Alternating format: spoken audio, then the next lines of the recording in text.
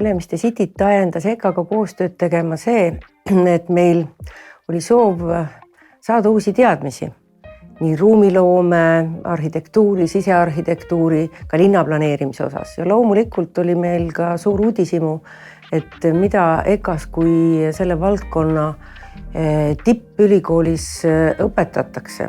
Ülemiste City on suure visiooniga arendaja ja nad pakkusid välja oma avalikus ruumis 4 potentsiaalset asukohta, kuhu me võiksime oma üliõpilastega sekkuda, mida me võiksime oma üliõpilastega mõtestada. Alguses meile tegelikult tehti seal küllaltki pikk tutvustus sellest piirkonnast laiemalt, et mis on Ülemiste ambitsioonid, kes on need inimesed, kes seal konkreetselt tööl käivad, kuidas neid kõnetatakse, kuidas kutsutakse ja mis on selle koha selline üldine atmosfäär. Nende ideekavandite juures töötamisel oli mitmeid juhendajaid, näiteks kunstnik Oliver Soomets ja arhitekt Lembit Kaurstöör ja nendesse 4 asukohta üliõpilased kavandasid kokku 9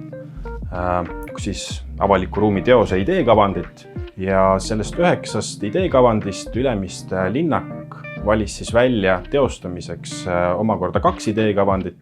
See on siis sinilind ja ajakulg. Ajakulg on siis klaasvitriinid Lurichi majas ja sinilind on selline kunstiteos installatsioon linnaruumis, mis paneb siis Bukovski luuletusele üldse sellisele kultuuriülesele sümbolile meid mõtlema ja seda siis läbi selle taiese otsima. Minu töö oli ulmekultuurist inspireeritud 2-osaline selline monumentaalteos.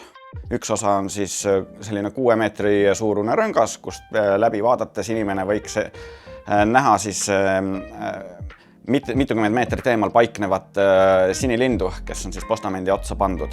Ja asja mõte oli siis selles, et kuna Ülemiste linnak ise on küllaltki tehnoloogiale keskendunud, et siis tundus loogiline kasutada nimelt ulmeesteetikat seal. Mis EKAga koostöö on veel andnud, et kindlasti ta muudab Ülemiste kui linnaku planeerimist ja kogu organisatsiooni.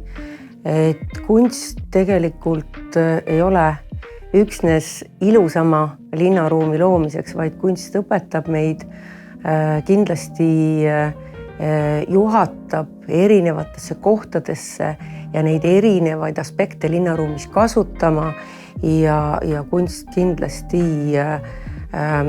väärtustab ka selliseid kohti, mida me igapäeval võib-olla teha ei oska ja väärtustab neid teistmoodi.